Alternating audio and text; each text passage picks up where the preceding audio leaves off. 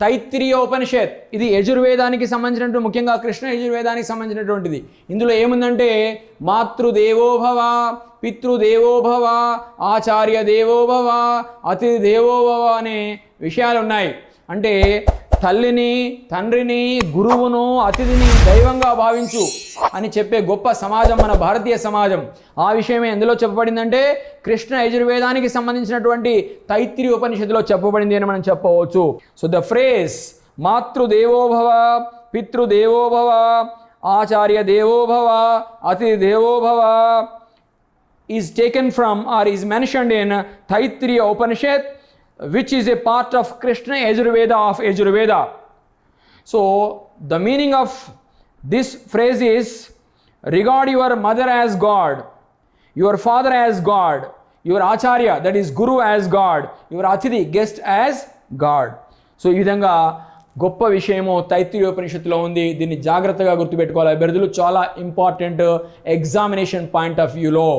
ఉపనిషత్తులు, ఉపనిష్ అంటే to SIT near someone, ఒకరి వద్ద కూర్చొని అనే అర్థం. ఎవరు కూర్చుంటారంటే ముఖ్యంగా గురువుకు దగ్గరగా శిష్యుడు లేదా శిష్యుల బృందం కూర్చుంటుంది.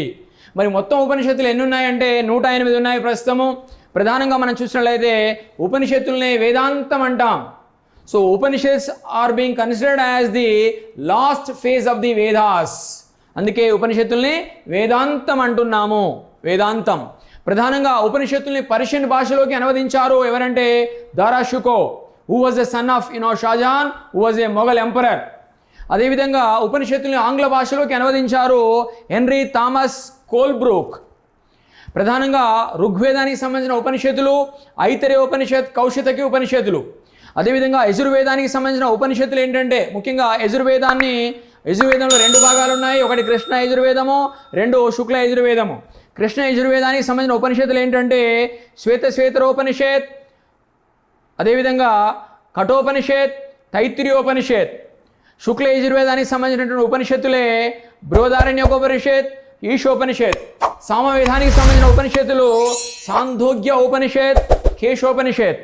అధర్వణ వేదానికి సంబంధించిన ఉపనిషత్తులు ముండకోపనిషత్, ప్రశ్నోపనిషత్, మాండుక్య ఉపనిషత్. వేదాలు, ఉపవేదాలు, బ్రాహ్మణాలు, అరణ్యకాలు, వేదాంగాలు, ఉపనిషత్తులు, ఇతిహాసాలు, పురాణాలు, వీటికి సంబంధించినటువంటి ఇంకా ముఖ్య విషయాలను తెలుసుకోవాలంటే ఎగ్జామినేషన్ పాయింట్ ఆఫ్ వ్యూలో తప్పకుండా కింద ఇచ్చిన లింక్ను క్లిక్ చేసి ఫుల్ వీడియోను చూడండి.